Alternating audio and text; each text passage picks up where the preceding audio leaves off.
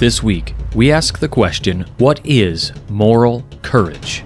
How many of us actually have moral courage in the lodge room? Can we stand up for what's right, regardless of who is infringing on the rules of Freemasonry? Then, we'll hear the story of one of the most prolific computer programmers ever to be on this planet. In an all-new Masonic Minute from illustrious brother Stephen L. Harrison. Finally, we'll wrap it up with a great new segment, Practical Freemasonry with Matt Gallagher.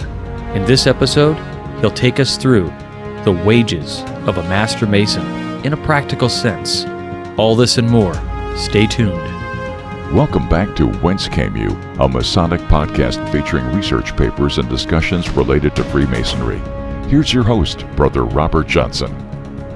Welcome back. This is episode number 514. Right away, I want to thank our fellows, contributors, producers, and legacy partners of the WCY podcast. Without you, we cannot make this show possible. So I want to thank you all for your continued support of Masonic education throughout the years. We've been doing this since July of 2011, so over 10 years now, and there are 514 episodes available for you to download at any time, all in the palm of your hand or at your desktop, your laptop, whatever you're using. So again, just a big thanks to our contributors, fellows, producers, and legacy partners. If you are curious how you can support this show, then go to wcypodcast.com and click on support the show at the top. I want to thank immensely our brothers from Arizona, Paradise Valley Silver Trowel Lodge number 29. What an amazing table lodge they put on. I got to thank Brother David Fierro, who is one heck of a guy. I got to thank the Worshipful Master Luke Siegfried for all of his work, Brother Lou Lieberg, and all of the rest who made this whole night awesome. And what was really cool was the Grand Master came out, the Grand Master of Arizona, and he was awesome. What a wonderful honor to meet him and shake his hand and hear some of his words as he closed out that table lodge with some great words of wisdom, and they definitely were inspiring. This week is kind of cool. We've got some great segments, as you heard, but the first piece of education for this week comes from the Midnight Freemasons blog, and it's called Moral Courage in the Lodge Room, and it's by Worshipful Brother Darren A. Laners. This past weekend, I had the opportunity to travel to Kentucky with senior Midnight Freemason contributor Greg Knott. Greg has a home right off of Lake Barkley.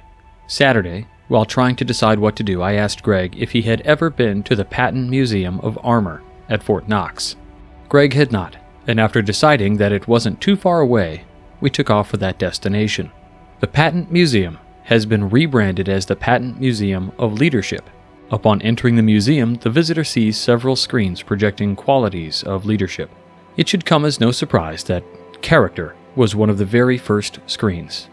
The quote displayed on the screen by George S. Patton Jr., quote, "Moral courage is the most valuable and usually the most absent characteristic in men," end quote. It really struck me. Let me define what moral courage is. I know Wikipedia isn't the greatest of sources, but it says that, quote, "Moral courage is the courage to take action for moral reasons despite the risk of adverse consequences. Courage is required to take action when one has doubts or fears about the consequences. Moral courage, therefore, involves deliberation or careful thought." Another word for deliberation or careful thought is contemplation. Contemplation works on two levels for me personally. One, it is the act of thinking profoundly about something.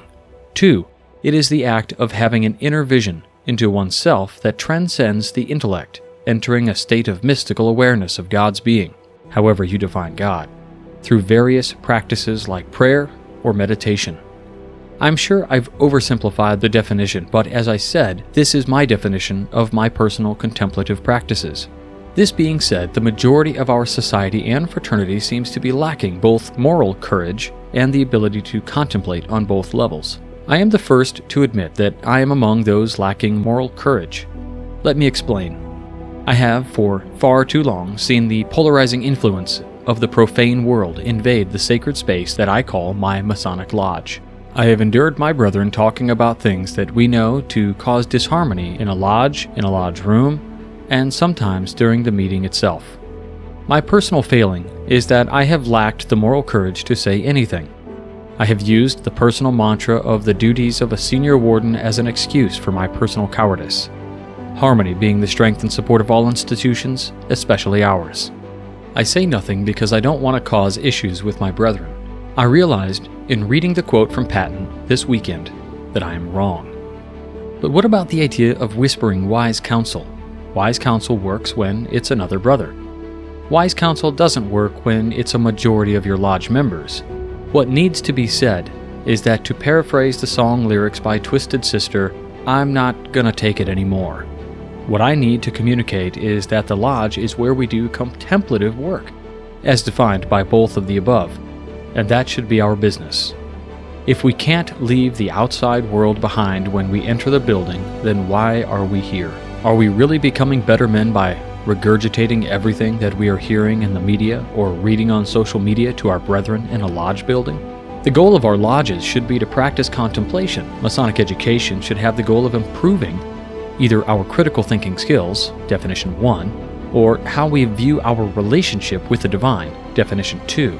Something that is done in some jurisdictions is, at the close of the meeting, the brethren come out on the floor and they form a circle around the altar, which is to illustrate the universality of the memberships, of all being on the level in the lodge and the eyes of God, but also to focus the supreme blessing upon the brethren. Some jurisdictions have ritual to accompany this. However, something as simple as this is a contemplative practice that can be done prior to a closing in those jurisdictions that don't already have it, as a moment of unity and silence. Ultimately, we need to take back the sanctity of our lodges. We need to have the moral courage to fight against the influences of the profane world. We need to engage in contemplative work so that we can help each other use the tools of Freemasonry in our own lives. The tools that should be allowing us to display moral courage in our own lives. Because if we start showing that we're Freemasons and living according to the values that we're taught, and displaying moral courage in the profane world, then we can be a force for good. Let's put in the contemplative work to make that happen. Darren A. Laners. So something that I thought about here when I was reading this, it really hit home for me because I think about all of the things that we continually put out there, things that we continually deal with within Freemasonry, and we decide to do nothing about it because of the harmony of the brothers. There are things that happen within the lodge that are generally bad and are counter to the things that we are told in our first degree, to be a peaceable citizen, to not cause disharmony in the public, and all of these kinds of things. And yet we know that there are members within our fraternity who actually allow these kinds of activities within the lodge. I think many brothers have witnessed racism within our fraternity. We don't want to say that there is that, but of course it's a reality. I think it bears mentioning that there are members of our lodges that exist who are members of organizations that are dangerous. Do we want Hell's Angels to be members of Freemasonry? Do we want members of the KKK within Freemasonry? Do we want radical groups, left or right, doesn't matter. Do we want those radical groups within our ranks as Freemasons? And I think the answer is no. But what do we always say? We always have this idea that we ask our candidates, are you a member of any organization that would be in conflict with the Masonic fraternity? Or something along those lines. And the answer is always no. Because we don't define any group. We let anybody join who passes an investigation as long as their group doesn't have a problem with our group. And let me tell you, brothers, many men get through the West Gate who shouldn't, and I think we all know that. So having the moral courage to stand up and say out loud that we don't want that kind of profane corruption to enter the walls, the sanctity of our lodge spaces, is very important. So, as you move forward in your Masonic career, maybe one day you're called to be on an investigative committee. Make sure you ask the tough questions. Look into the backgrounds. Is somebody a member of a group that could be defined by the federal government or the Department of Homeland Security as a domestic terrorist threat? Maybe. No such list exists, but a definition exists. And so, to each lodge their own. but you're in charge of the good characters who come through. We need to have the moral courage to tell our existing brothers, hey, that's not the right way to be. That doesn't belong here. And that means if somebody is proselytizing their faith, it means if somebody's proselytizing their political beliefs, it means if they're rabble-rousing against the government, that's against your first-degree charge. There's just a lot of things that can cover under that large umbrella. And the bottom line is, have the moral courage to say something. It's not a popularity contest. Don't think if you say something, you're never going to get that 33rd degree.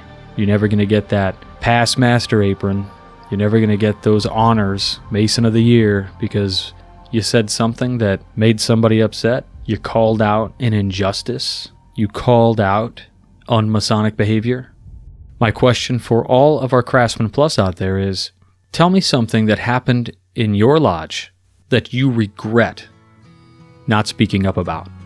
Now, let's move into this week's Masonic Minute with illustrious brother Stephen L. Harrison. We live in a world steeped in technology.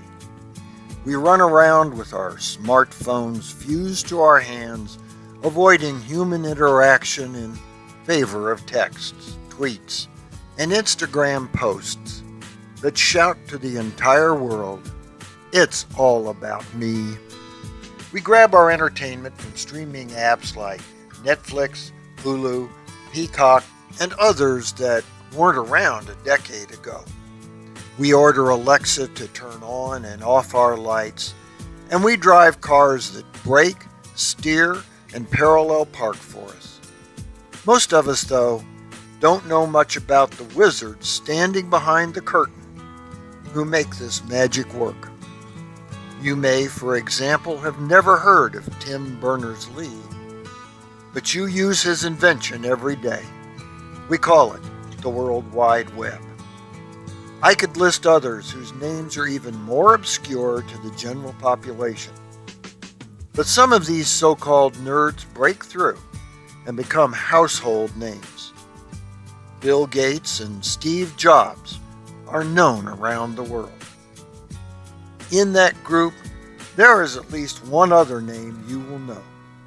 He was initiated into the mysteries of Freemasonry in 1979. They call him the Woz. Steve Wozniak was raised in Charity Lodge 362, now Mount Moriah Lodge 292, in California. He and that other famous technology pioneer, Steve Jobs, started and built Apple Computer, today recognized as the world's largest company. Wozniak provided the technical skills needed for designing the circuitry for the first Apple computer, and together in 1976, he and Jobs personally built about 200 units in a garage shop operation. Each of those Apple I computers sold for $666.66, raising some eyebrows. But the Woz always claimed he chose that price because he liked repeating numbers, knowing nothing about its symbolism. The following year, Wozniak designed and built the Apple II, which together with improved models in the 1980s is now regarded as the first truly successful personal computer. For those early machines that launched Apple, Jobs' role was marketing, and it was Steve Wozniak who provided the design and innovation. Many of his ideas were born of the fact that he knew what features he personally wanted in a computer, and since those computers didn't exist, he had to invent them. In describing his motivation, he once said, "I had two things going for me. I had no money and no training." Wozniak married Alice Robertson in 1976. She was a member of the Eastern Star. As the marriage gradually became troubled, Steve thought if he joined the Masons with its associations to the Star, it would provide an opportunity to spend more time with Alice and might help their relationship. He subsequently joined Charity Lodge. The plan didn't work. Just a short time later, the relationship fell apart. The couple divorced, and with that, Wozniak's participation in the craft ended. It's likely his membership was more a commitment to attempting to save his marriage than it was to Freemasonry, especially when we factor in the fact that he has on occasion claimed to be an agnostic. Years ago, when asked about his thoughts on Freemasonry, he had this to say: "A lot of things about me don't get filtered. My wife at the time, in the early Apple days, was in Eastern Star. I thought if I became a Freemason, I could go to more events with her. I did become a Freemason and know what it's about, but it doesn't really fit my tech geek personality. Still, I can be polite to others from other walks of life. After our divorce was filed, I never attended again, but I did contribute enough for a lifetime membership.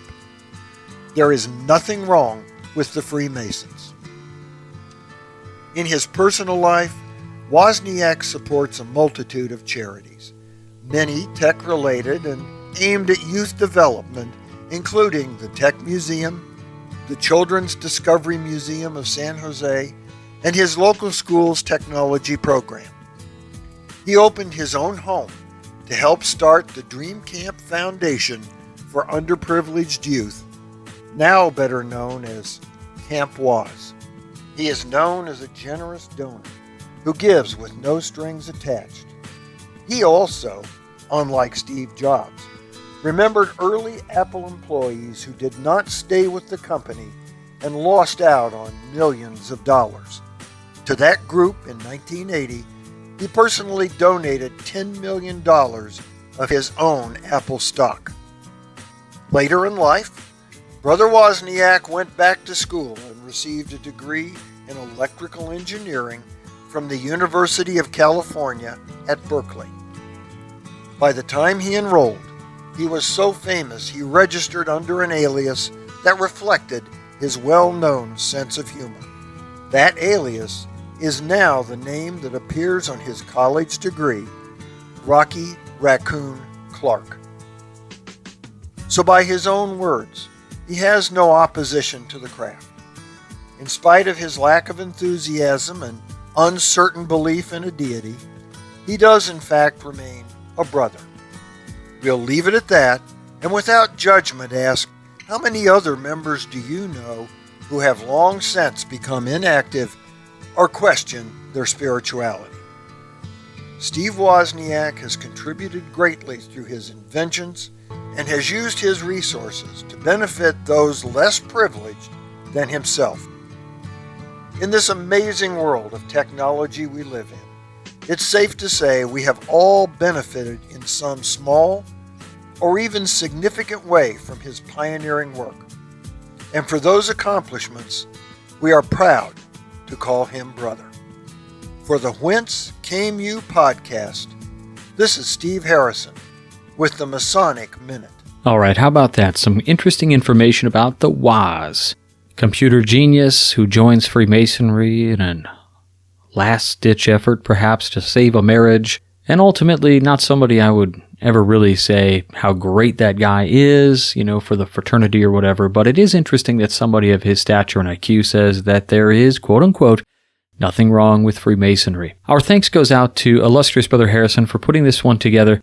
If you enjoyed this, please check out his work, which is available on Amazon.com. Click on the bookshop on WCYpodcast.com. We've got all of his books linked on the bookstore, WCYpodcast.com. Click on the bookshop and you'll see all of his works there.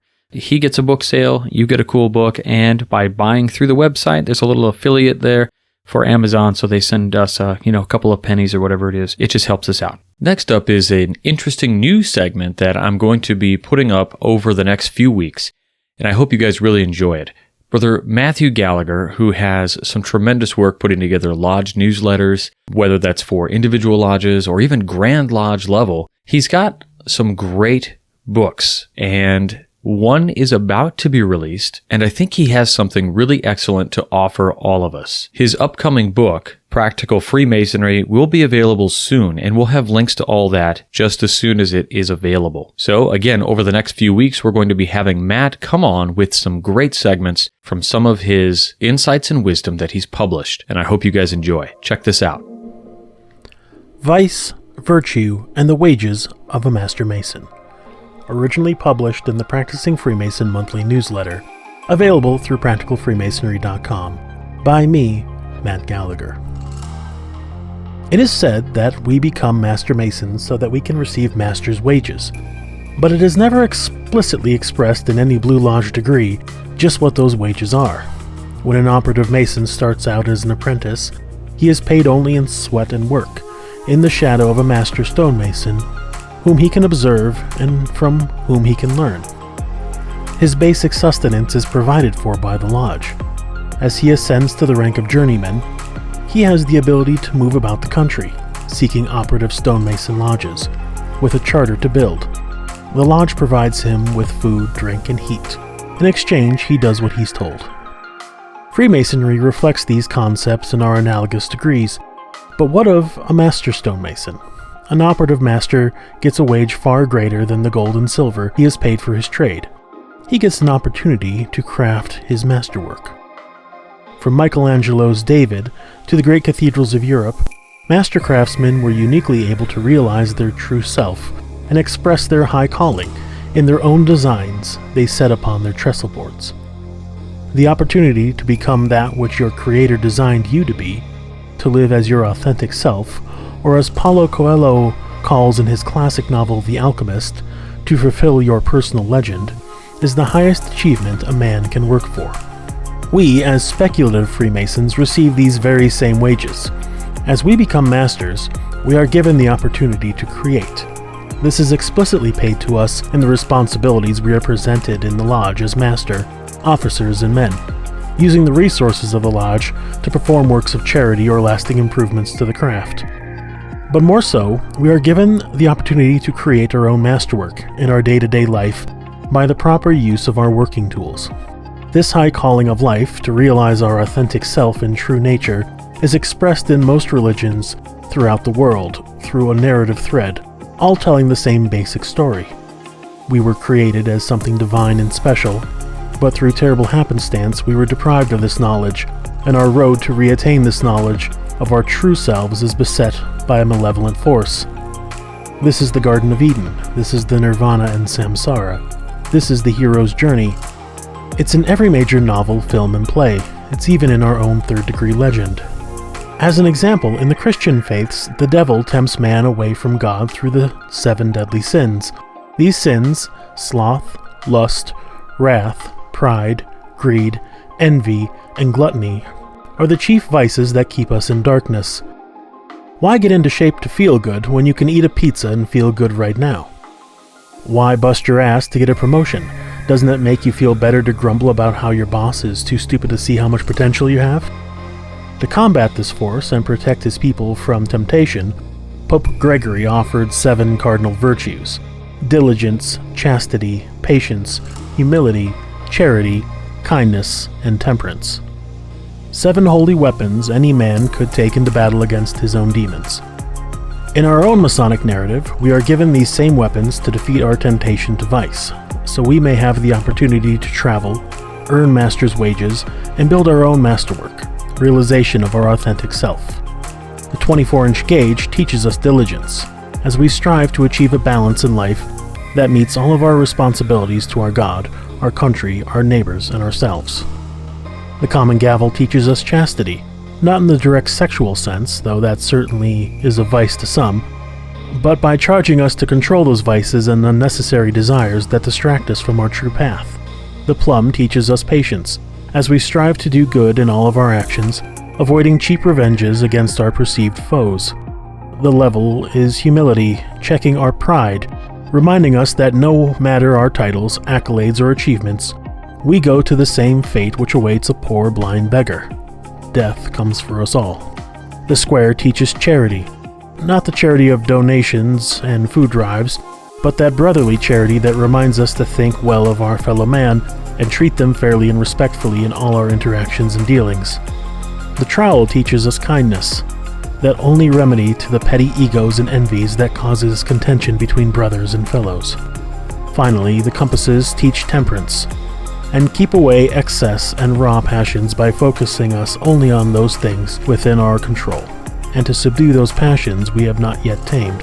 Whether you struggle against the forces of evil, or the challenges of your own brain chemistry, you are paid in a chest of tools, needed to shape yourself into a masterpiece of a man, in accordance to the designs of your great architect. Resisting the force which would keep you safe and secure in your bed staring at your phone. Resisting the force keeping you from earning the wages of opportunity to ply your trade. The wages of a Master Mason. I'm Matt Gallagher for the Whence Came You podcast.